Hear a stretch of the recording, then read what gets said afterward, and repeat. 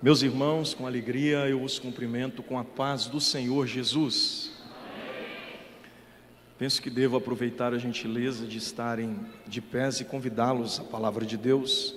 Vamos juntos abrir as nossas Bíblias no Evangelho escrito por João, na temática que vocês mesmos propuseram, João capítulo 14. Nós vamos ler o verso de número 4. Entretanto, penso que seja também necessário observarmos o contexto remoto. Deste modo, leremos desde o verso 1. João 14, versículo 1. Se vocês já estão todos prontos para lermos juntos esse texto, gostaria de ouvi-los manifestando-se, dizendo amém. Não se turbe o vosso coração. Credes em Deus, crede também em mim. Na casa de meu pai há muitas moradas. Se não fosse assim, eu vos teria dito, pois vou preparar-vos lugar. E se eu for e vos preparar lugar, virei outra vez e vos levarei para mim mesmo, para que onde eu estiver, estejais vós também. Mesmo vós sabeis para onde vou, e conheceis o caminho. Amém? Amém. Vocês estão fortes, corajosos? Eu acho que se tiver alguém cansado aqui, eu estou para pegar queda de braço com vocês, para a gente disputar quem está mais. Mas na presença de Deus, irmãos, a gente consegue renovar as nossas forças, não é verdade?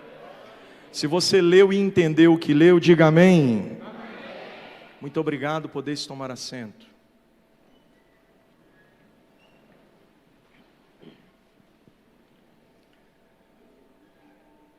Eu já vou iniciar a ministração da palavra.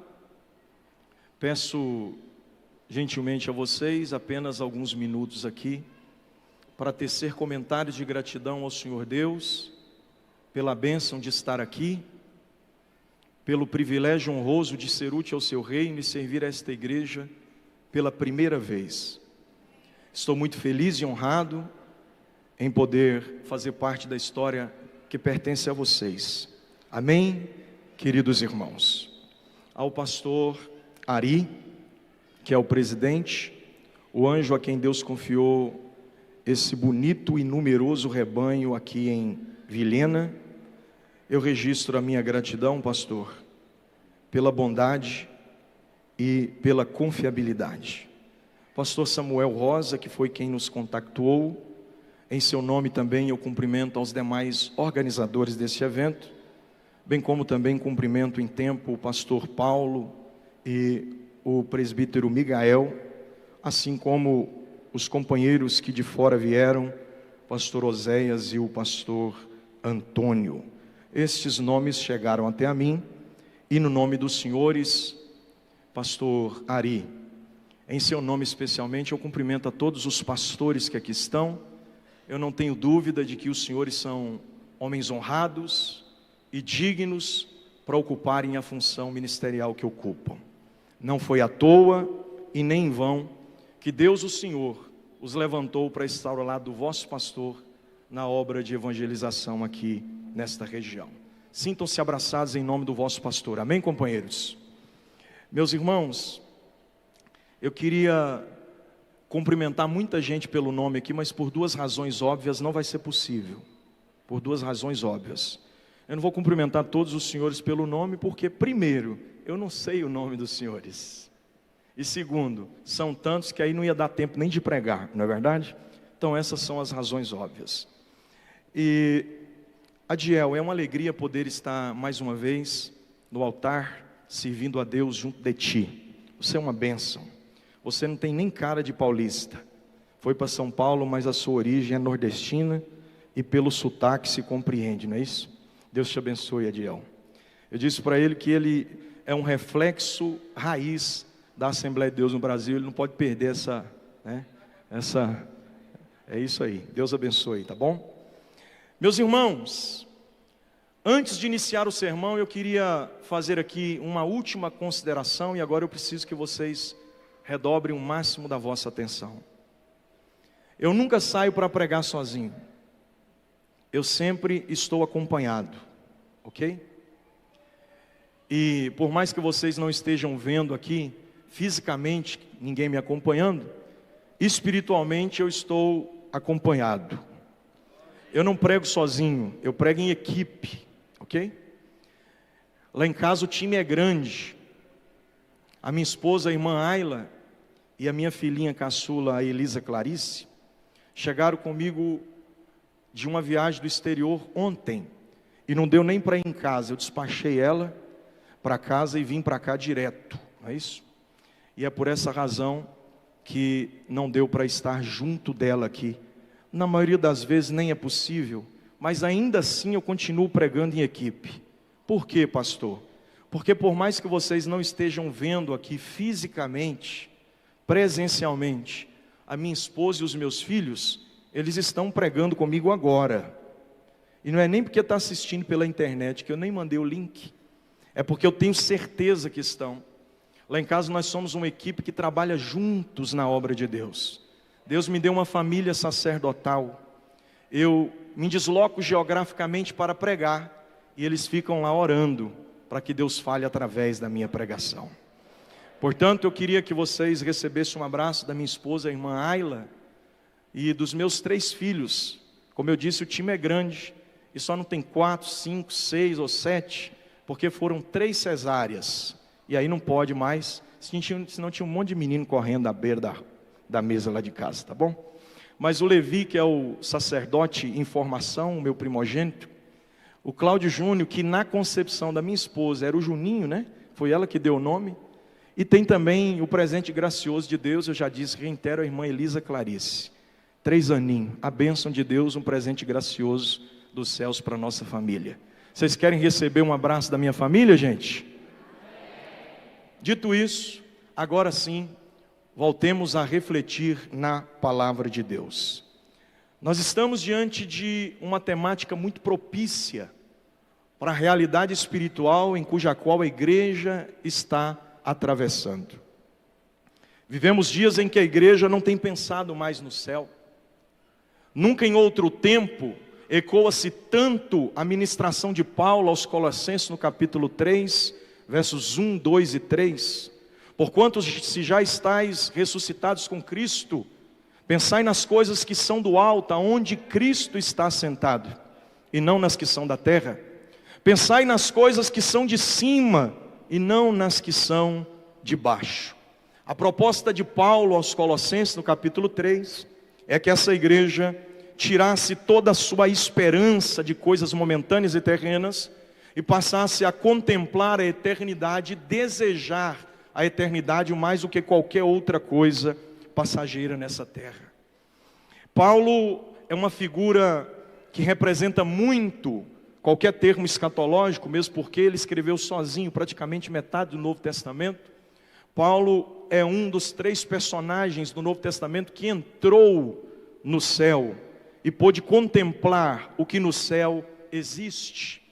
A propósito, para você que não sabia, os 3 únicos homens do Novo Testamento que tiveram de Deus o enorme, o imensurável, o indescritível privilégio de poder contemplar as coisas eternas que existem no terceiro céu, foram Estevão, o primeiro. Esse, diferente dos 2 demais, ele viu, mas não conseguiu voltar para dizer para a gente que estava lá. No momento em que estava sendo apedrejado, ele viu Jesus assentado à destra do trono de Deus. Ele pôde contemplar algumas coisas, mas logo depois morreu e não voltou mais para declarar nada do que lá ele viu. O segundo personagem bíblico do Novo Testamento, que teve a oportunidade de entrar no céu e voltar de lá e dar algum testemunho, um breve relato do que lá presenciou, foi o apóstolo Paulo. Só que este, por uma ordem direta de Deus, por uma instrução do próprio Espírito, ele se viu na obrigação de ficar em silêncio. Quando ele escreve aos Coríntios, na segunda epístola, no capítulo 12, ele diz que um homem no corpo não sei, se fora dele também não sei, foi arrebatado até o terceiro céu. E lá ele viu coisas inefáveis que ao homem não é lícito saber. O que Paulo basicamente está dizendo, antes de se apresentar nesse contexto, embora de certa forma ofusque a sua própria imagem, lá na frente ele se autodeclara como este homem. Paulo está dizendo que o que ele viu lá no céu não pode ser dito aqui na terra. Portanto, permanece o segredo. O que existe lá que é tão bom que a gente tem que desejar ir para lá, se o céu é o meu lugar? O céu é o teu lugar? Olha para esse crente que está do teu lado e diga para ele: o céu é o teu lugar? Porque vocês mesmos é que tematizaram, né? Depois não reclamo da mensagem do pregador, o tema foi vocês que deram. O que tem lá que é tão bom para que a gente deseje ir para lá? Paulo foi, voltou, mas não pôde falar. Diz que é tão profundo, é tão rico em detalhes, é tão fora da realidade de qualquer compreensão humana, que ele nem quer contar para que não traga espanto ou pavor a ninguém. São coisas inefáveis. Só que Paulo dá uma deixa. Em algum momento ele resolve falar uma coisa. Não falou tudo, mas falou uma. Em 1 Coríntios, capítulo de número 15, versículo 51, ele diz: não vou falar todos os mistérios, mas vou falar um. Pode parecer um tanto quanto paradoxal uma coisa com a outra, porque 1 Coríntios, capítulo 15, retrata um episódio que nem aconteceu em 2 Coríntios, capítulo 12. Entenda algo, por favor. A Bíblia não foi escrita em ordem cronológica, e sim em ordem de assuntos. O fato de Paulo não dar testemunho disso logo na primeira epístola, não significa dizer que ele não tenha visto, e vice-versa. Vale destacar que Paulo escreveu 13 cartas, das quais a primeira e a segunda epístola aos Coríntios foram entregues as cartas pelo próprio discípulo, que aprendeu de forma teórica e prática aos seus pés, o seu filho na fé, chamado Timóteo. Há aqui um afeto peculiar para que essas cartas sejam entregues. É por isso que ele diz que: eis que vos digo um mistério. Paulo não contou tudo, mas contou um. E este um que Paulo contou já traz uma compreensão bem ampla do que pode se esperar lá. Ele diz: eis que vos digo um mistério. Na verdade, nem todos morreremos. O que Paulo está dizendo aqui é que nem todos, jovens, adolescentes que aqui estão, muita atenção por favor, nem todos nós vamos experimentar 7 palmos de terra no peito. Na verdade, nem todos morreremos. Mas ele não diz morrer pela literalidade da expressão. Ele se utiliza de um verbo paralelo, ele se utiliza do verbo dormir. A ação verbal está conexa ao sono. Paulo está falando do estágio intermediário da morte. Na verdade, nem todos dormiremos, isto é, morreremos, mas seremos transformados, porque num momento, num abrir e fechar de olhos, a trombeta vai tocar. Tem alguém acreditando ainda que essa trombeta toca? Eu sei que o evangelho que tem sido pregado, ele está tão cheio de misticismo da teologia liberal, que eu acho que não está nem acreditando mais no arrebatamento não. Só que eu não estou pregando o que eu acho não, eu estou indo para lá. Tem mais alguém aqui que gostaria de ir para lá? Na verdade, nem todos experimentaremos 7 palmos de terra no peito. Antes seremos transformados, num abrir e fechar de olhos, porque a trombeta soará. E quando a trombeta soar, meu irmão e minha irmã, nós que estivermos vivos seremos transformados, e os mortos serão ressuscitados incorruptíveis. Porque convém que isso que é corruptível se revista da incorruptibilidade, e isso que é mortal se revista da imortalidade. Porque quando isso que é corruptível se revestir da incorruptibilidade, e isso que é mortal se revestir da imortalidade, cumprir-se-á a palavra que está escrita. Paulo contextualiza uma mensagem do Antigo Testamento, e ele traz isso de forma muito enfática, dizendo: tragada foi a morte na vitória. Ele está mostrando Cristo no madeiro. Tragada foi a morte na vitória. Aí parece que Paulo está procurando. Ele parece que fica procurando assim, ó. Cadê o poder, a força e o grilhão dela? Onde? Onde é que está, ó morte, a tua vitória? Onde é que está, inferno, o teu agrião? Por quê, pastor? Porque tinha 3 coisas que o homem jamais venceria sem o auxílio de Cristo. Quais, pastor? O pecado, o diabo e a morte. Só que Jesus no madeiro deu conta de vencer os três de uma vez só. Venceu o diabo, o pecado e a morte. Onde está a morte, a tua vitória? Onde está o inferno, o teu agrião? A força da morte vem pela lei, pelo pecado se constitui a lei. Aí o versículo 57 chancela: mas graças a Deus que nos dá vitória, por nosso Senhor e Salvador, Jesus Cristo. Pastor, resume para ficar mais claro. O que Paulo está dizendo é o seguinte: eu vi muita coisa, mas não preciso contar tudo. Isso aqui já é suficiente para vocês acreditarem que vai valer a pena ir para lá. Só que o terceiro personagem que lá entrou foi o apóstolo João, o apóstolo do amor. Esse não como Estevão, que viu e depois não voltou, também nem como Paulo, que foi e voltou, mas nada contou. A João, a ordem de Deus é distinta. Quando João pisa do lado de dentro, Jesus diz: anote tudo. Tudo que vês, tudo que ouve, escreve-o no livro. O que significa isso, pastor? Quando Jesus fala acerca desta casa, na eternidade, seu lugar é o céu. Seu lugar é ou não é o céu? O céu é o teu lugar? Quando Jesus fala desta casa, ele está falando de algo que João viu. Eu vou dar para vocês algumas diretrizes aqui para ver se vale a pena ou não ir para lá. João viu muita coisa. Inclusive, o que ele vê no céu é a partir do capítulo 4 da revelação do Apocalipse. Tem se pregado muito e há uma interpretação equivocada acerca da revelação do Apocalipse na perspectiva da eternidade pela visão do céu, desde o capítulo 1. Porque no capítulo 1 Jesus está arrebatando João e João vai ser condicionado à revelação do Cristo ressurreto. Porém, Jesus aqui dá para ele a ordem de escrever as 7 cartas para 7 igrejas da Ásia Menor. É só no último versículo do capítulo 3 que se finaliza essa primeira parte da revelação do Apocalipse. E então João vai entrar no céu. Se não, vejam vocês mesmos o que está escrito no verso 1 do capítulo 4 de Apocalipse. E depois destas coisas, eu, João, olhei e vi uma porta aberta no céu. E uma voz que me dizia: vem cá, João, vem cá. Agora vamos tentar dimensionar o que João viu lá e se vale a pena ou não a gente desejar ir para lá. Quem me ouve diz amém. Fique atento, adolescente. João entra no céu em Apocalipse capítulo 4 e ele começa a dar detalhes do que lá existe. Lá não tem só esta casa que Jesus disse que preparou para nós.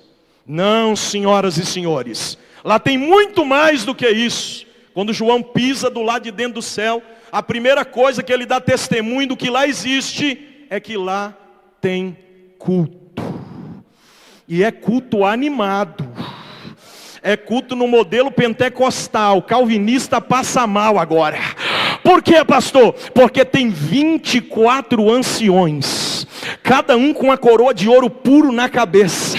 E João descreve que eles vão à presença do Cordeiro que está sentado à destra do Pai, e eles tiram a coroa de ouro maciço da cabeça deles e colocam aos pés do Cordeiro, como se dissesse: a gente pode até ter coroa, mas digno de coroa tu és. Digno és.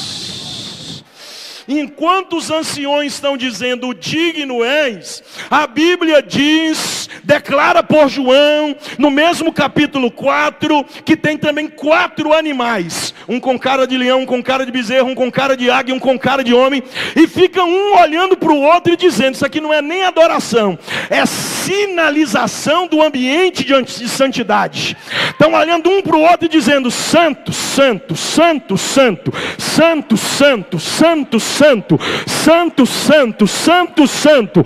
Tem ancião dizendo digno, e tem também animais dizendo santo. E João passa no meio disso. Ele está passando no meio e está descrevendo o que está vivendo. O que João basicamente está dizendo é o que disse o salmista no Salmo 100. Entrai pelos seus átrios com cânticos, entrai na sua presença com louvores. Por que tem um anjo do lado e um anjo do outro? Assim faziam os levitas nas portas de Jerusalém, para que o povo entrasse no meio dos louvores. João está entrando no meio dos louvores. Ele não está entrando desavisado. Ele não está entrando sem ser avisado, não. Os anjos estão dizendo: Ele é santo. Ele é santo. Ele é santo. Porque tem gente banalizando o evangelho.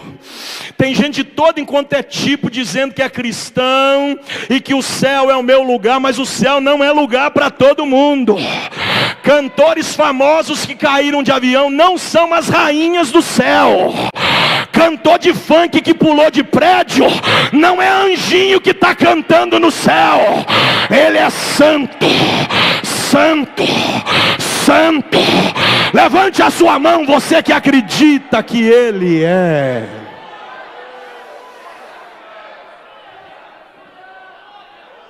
O salmista no Salmo 30, verso 4 disse: celebrai ao Senhor, vós que sois seus santos, e fazei menção da memória de sua santidade. Até para adorar a Deus tem que se santificar.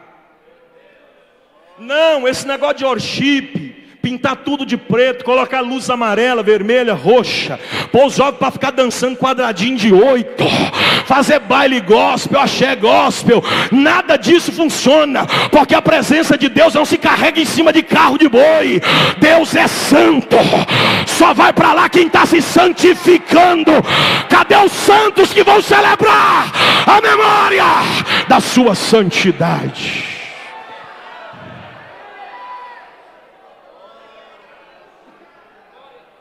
Ele é santo. Aí João passa. Quando ele passa da sala do culto, ele chega em Apocalipse capítulo 5. Aí ele vê o trono de Deus. Mas ele não consegue fixar o olhar só no trono. Ele olha para a destra. E quando ele enxerga a destra, ele vê um livro. E quando ele observa o livro, ele vê que está escrito por dentro e por fora. E quando ele observa que tem coisas escritas por dentro e por fora, se aparelha um anjo e diz: ninguém no céu, nem na terra, nem debaixo da terra, se encontrou digno de abrir o livro e nem desatar os seus 7 selos. Aí João começa a chorar no céu. Eu sei que os senhores, desde criança, foram ensinados que no céu não tem lágrima, não é isso? Só que João está chorando aonde, gente? Aonde é que ele está chorando? Está escrito assim, ó: e eu, João, chorava muito, porque eu não só ouvi não, eu também procurei, e não encontrei, nem no céu, nem na terra, nem debaixo da terra, alguém digno de abrir o livro, desatar os seus 7 selos, olhar ou ler ele. E aí, pastor? E aí que enquanto João está dando descrições de seu pavor, de suas lágrimas que rolam, se aparelha um outro anjo e diz: não chores, João. Ele não estava aqui, mas acabou de chegar. Eis aí o leão da tribo de Judá, a raiz de Davi. E ele não perdeu não, viu? O que Paulo falou em 1 Coríntios 15:57 é verdade. Ele venceu e se achou digno de abrir o livro e desatar os seus 7 selos. Pastor, por que o senhor está dizendo isso? Estou dizendo isso para que fique claro para você que o céu não é bom porque lá tem rua de ouro. O céu não é bom porque lá tem muro de jaspe. O céu não é bom porque lá tem casa preparada para a gente morar. O céu não é bom porque lá tem seres angelicais cantando. O céu não é bom porque vai ter bodas do Cordeiro e Jesus nos servindo na ceia. O céu não é bom porque tem serafins batendo asas de fogo e dizendo que Ele é santo. Tem querubins tirando brasas vivas debaixo do altar e dizendo que Ele é santo. Não! O céu é bom porque Jesus está lá. Porque se Jesus não tivesse lá, lá também seria um lugar para a gente chorar. Oh, me ajude a pregar, Jesus. Por que João chora no céu, pastor? Porque aqui há uma montagem teológica que muitos teólogos compreendem como a junção de Atos 1 com Salmo 24 e Apocalipse capítulo 5. O que seria isso, pastor? Atos 1, Jesus está indo. Então João diz, ele não está aqui. Por que não está aqui? Porque ainda não chegou. E quando ele olha para a terra, não está na terra, porque já saiu de lá. Se não está na terra, porque saiu. Se não está no céu, porque chegou. É porque já estava a caminho. E aí eles juntam o Salmo 24 dizendo que nesse momento cumpre-se o Salmo 24, que é: levantai, ó portas, as vossas cabeças, levantai, ó moradas eternas, as vossas entradas, porque aí vem o Rei da Glória. Aí os anjos do lado de fora perguntam para os anjos do lado de dentro, né? Mas quem é esse Rei da Glória? Aí eles respondem: Yahvé de Sabaote, ele é o Rei da Glória. Jesus entra e o anjo diz: acabou de chegar. Abraça esse crente que está do teu lado, se você pode, tem comunhão para isso, e diga para ele assim: até no céu teria lágrimas se Jesus não estivesse lá. O céu é bom porque Jesus está lá. Quantos pode adorar? Quantos pode adorar por esta palavra? Me ajude, Jesus. O céu é bom porque Jesus está lá. Sabe por que o inferno não presta? Eu sei que você já deve ter ouvido isso. Não é porque lá tem Satanás, nem a terça parte de anjo caído.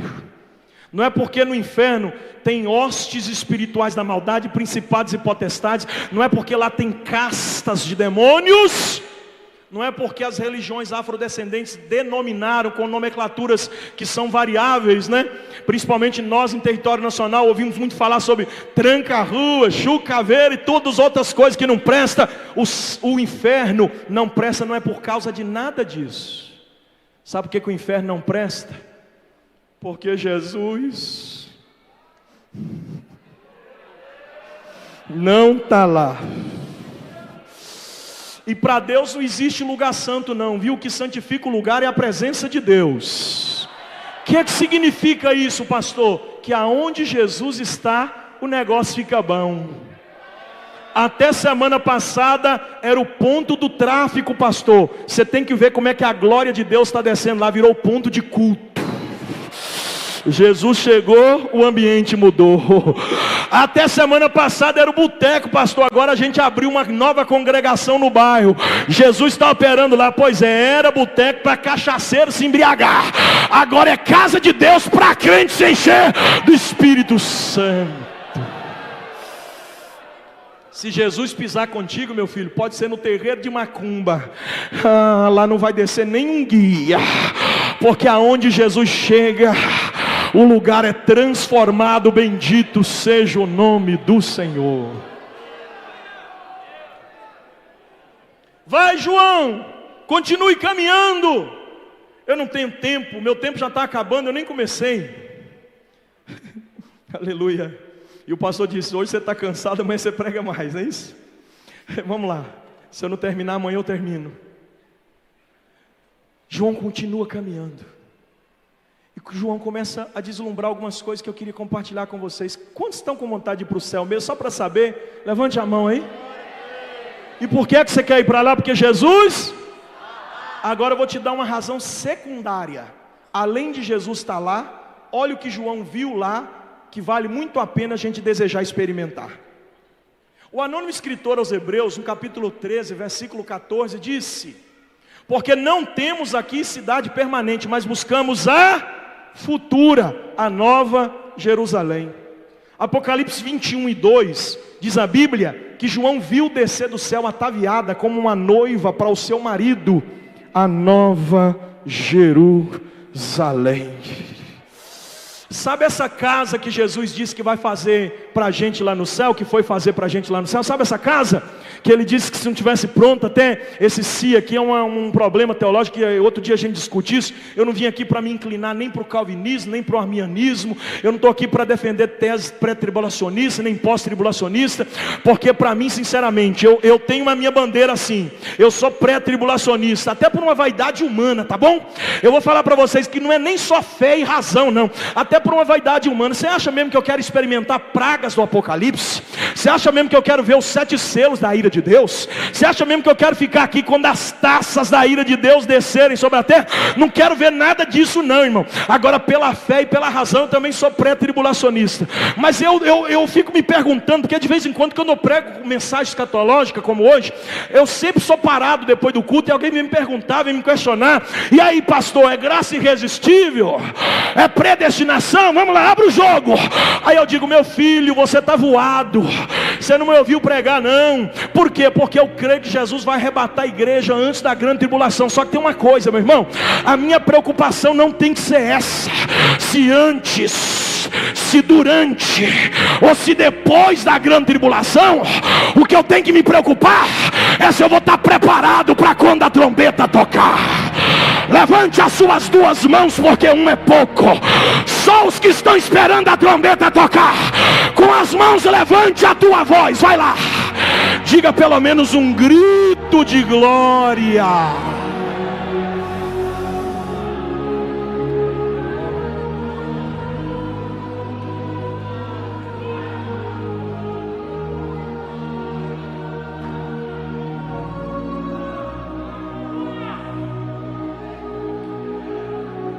Pastor Ari, sabe o que eu acho lindo na Bíblia? É que o povo está se esquecendo de ler ela, e está ouvindo muito conto, mas vai ler ela para você ver se não está tudo lá. Essa junção de Hebreus 13, 14 com Apocalipse 21 e 2, dá para colocar aqui no telão para a igreja participar? Pode? Põe aqui Apocalipse 21 e 2. Pode ser? Pode ser, pastor? Não quero constranger vocês a fazer nada além do que pode, tá bom? Olha aí, ó. E eu, João, vi o quê? Viu o quê? A nova que descia de Deus, do céu, adereçada como uma esposa ataviada para o seu marido. O que é isso, pastor? É a nova Jerusalém. Porque Jesus não preparou casa como obra de prefeitura que só começa e nunca acaba. E Jesus também não é do tipo de incorporadora que lança bairro novo, mas não dá infraestrutura para a pessoa poder morar com qualidade de vida. Ele não fez só casa não. Antes dele fazer a casa, ele estabeleceu a cidade. Então a gente não vai morar a gente vai morar na Nova Jerusalém. E só para você que não sabia, lá vai. Jerusalém é a união de um prefixo para com um sufixo, Jebus e Salém. Salém foi a primeira cidade sacerdotal da Bíblia que fora dirigida pelo príncipe Melquisedeque. Salém significa dizer paz. Só que a cidade que se chamou Salém nos dias de Melquisedeque passou a se chamar Jebus em Juízes capítulo 19. A palavra Jebus, por sua etimologia, significa dizer habitação. Quando Davi traz a Arca da Aliança de volta para Israel, Deus resolve agora edificar o templo por meio de seu filho Salomão, e dá um endereço no Monte Moriá, que está em Judá, que tem por capital Jerusalém. Deus está dizendo: eu vou unir o prefixo ao sufixo, eu vou trazer Salém para Jebus, e agora vai se chamar Jebusalém, que posteriormente passou a se chamar Jerusalém, que nada mais quer dizer do que habitação de paz. Cadê os irmãos que acham que o lugar é no céu? Cadê os irmãos que acham que o lugar dele é no céu? A primeira coisa que eu quero te lembrar é que a cidade que Jesus fez para a gente morar é uma habitação de paz. Quando Jesus disse que ia dar paz para nós, mas não como o mundo a dá, ele estava se referindo a esta paz, uma paz que excede o entendimento. É por isso que lá não vai ter ladrão, nem traça. A gente não vai ter que se preocupar em colocar cerca, câmera, cerca elétrica, segurança armado, carro blindado. Não! Por quê? Porque ladrão lá não entra.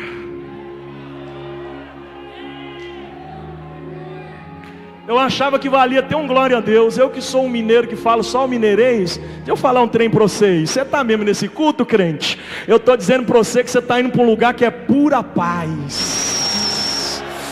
Oh, bendito seja o nome do Senhor. Agora escute isso. Esse ambiente de paz, de pura paz, essa cidade que tem casa pronta, também não é igual esse tipo de prestação de serviço que faz licitação. Eu falo não, hein, gente? Tá aqui, ó. Eu falo ou não? Tem certeza que eu falo? Então lá vai. Jesus não permitiu licitações entrarem lá. As manobras corruptas da anarquia dos homens na terra não conseguiu chegar lá. Ai, Jesus. Jesus não fez acordinho para pagar melhor para A ou para B, para a empresa asfáltica entrar no céu. Lá a licitação da empresa asfáltica não entrou não. Lá não entrou e é condomínio fechado, viu? Você quer ver que é condomínio fechado? Abre aí para mim a sua Bíblia em Apocalipse capítulo 21. Coloca para mim aqui no telão, Apocalipse capítulo 21. Salvo engano, verso 8. Faz dias que eu não volto nesse texto aqui, mas eu vou degustar uma porção dessa palavra hoje. Uma palavra saborosa. Eu estou degustando aqui.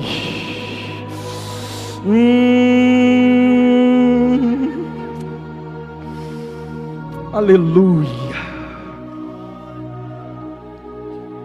Apocalipse capítulo 21, versículo 12. Põe o versículo 12. E tinha um grande e alto muro com 12 portas, e nas portas 12 anjos, e nomes escritos sobre elas que não são o nome das 12 tribos de Israel. Olha para mim aqui, por favor, todo mundo.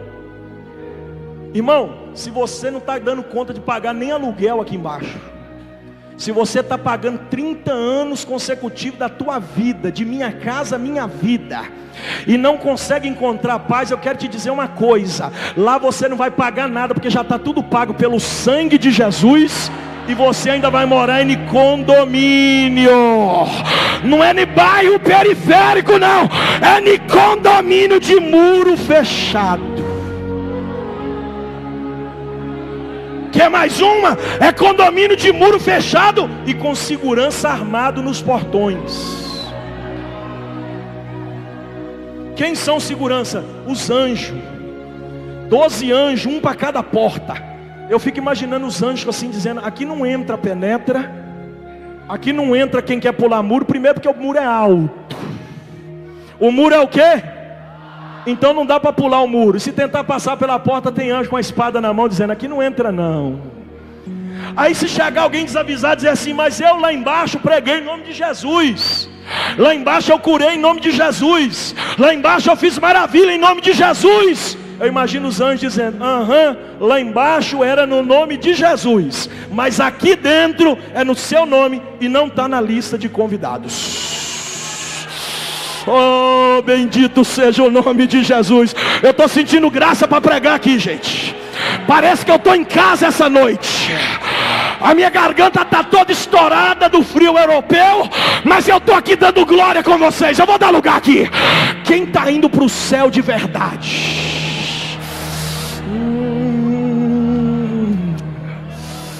Aleluia. Escute isso.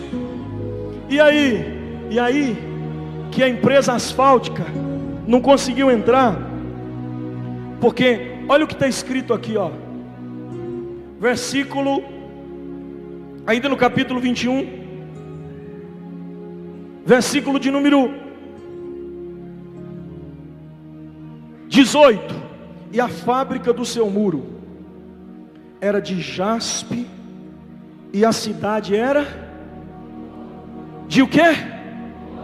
De o quê? Gente do céu, escute isso por favor.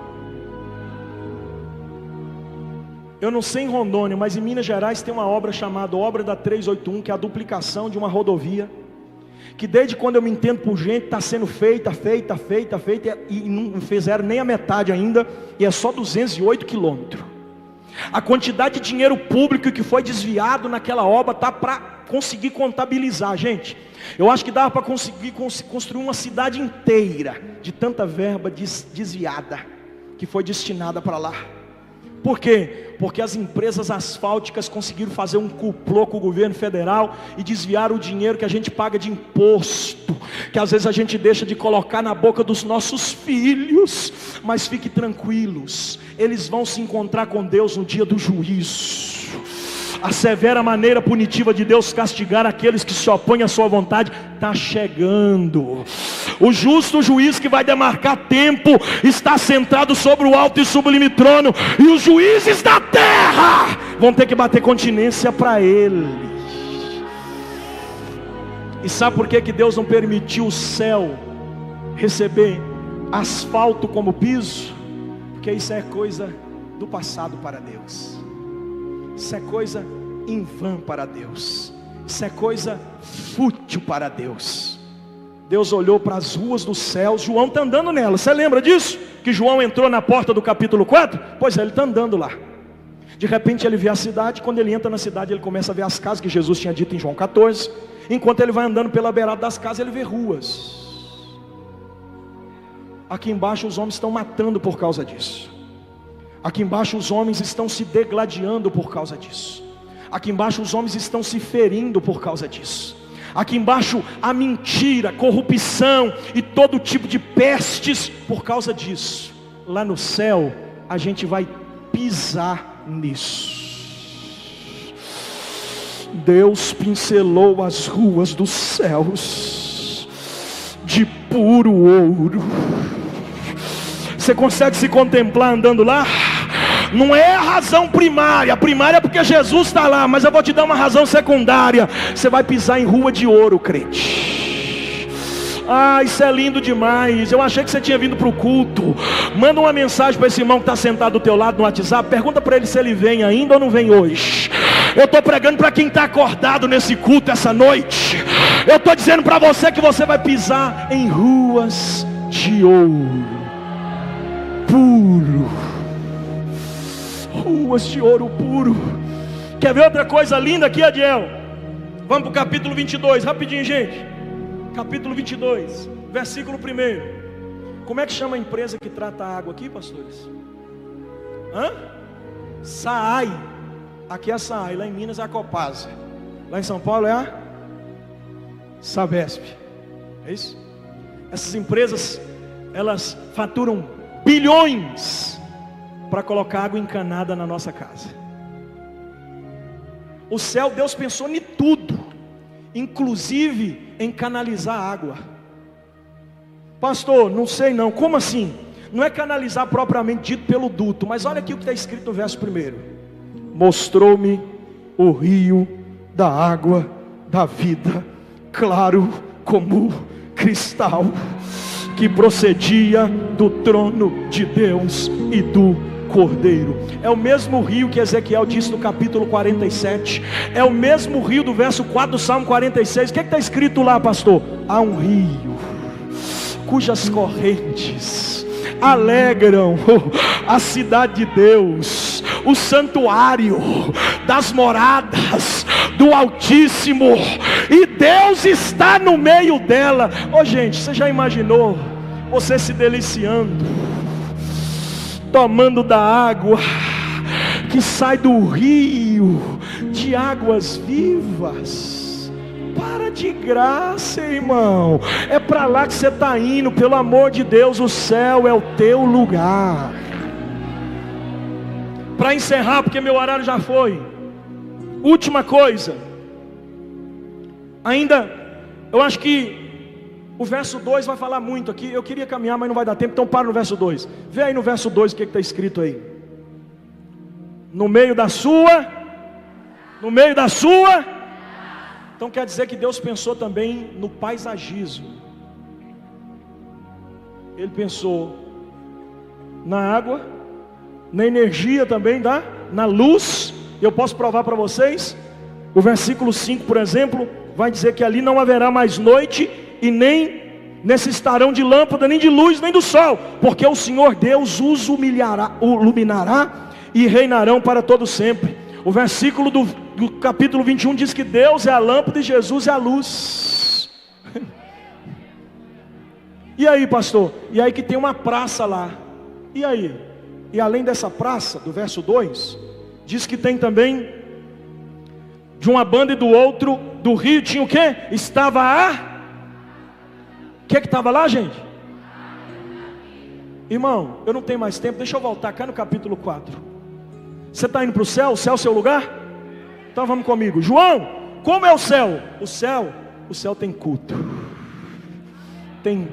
Tem anjos que parecem animais dizendo que Ele é santo.